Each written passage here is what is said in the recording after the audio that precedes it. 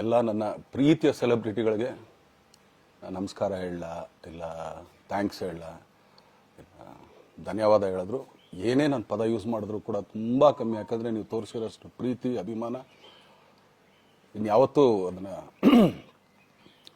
ಅದು ಯಾವ ಥರ ರಿಟರ್ನ್ ಮಾಡೋದು ನನಗೂ ಗೊತ್ತಾಗಲ್ಲ.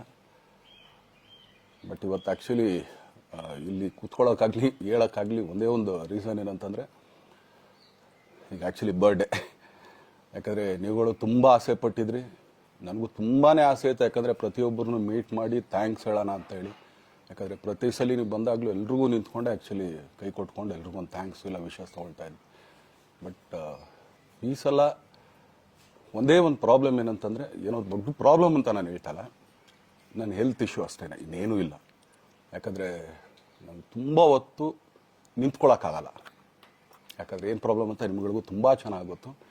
ಯಾಕಂದರೆ ನಿಂತ್ಕೊಂಡು ನಾನು ಆ್ಯಕ್ಚುಲಿ ಎಲ್ರಿಗೂ ವಿಶ್ ಮಾಡೋಕ್ಕೆ ನನ್ನ ಕೈಲಿ ಆಗಲ್ಲ ಅಂತ. ಯಾಕಂದರೆ ಯಾವಾಗ ಇಂಜೆಕ್ಷನ್ ತೊಗೊಳ್ತೀನೋ ಒಂದು 15-20 ದಿನ ಅಲ್ಲಿ ಬಿ ಓಕೆ. ಬಟ್ ಆಮೇಲೆ ಮತ್ತೆ ಅದ್ರ ಪವರ್ ಕಮ್ಮಿ ಆಗ್ತಿರಂಗೆ ಪೇನ್ ಸ್ಟಾರ್ಟ್ ಆಗುತ್ತೆ. ಸೊ ಆಪ್ರೇಷನ್ ಅನ್ನೋದು ಕಟ್ಟಿಟ್ಟು ಬುತ್ತಿ, ಅದು ಎಲ್ರಿಗೂ ಗೊತ್ತು, ನನಗೂ ಗೊತ್ತದು. ಸೊ ಅದಂತೂ ಮಾಡಿಸ್ಲೇಬೇಕು ನಾನು. ಆದರೆ ಈಗಿರೋ ಕೆಲಸಗಳಲ್ಲಿ ಯಾರಾದ್ರು ನಾನು ಒಪ್ಕೊಂಡಿದ್ದೀನಿ ಸಿನಿಮಾಗಳು.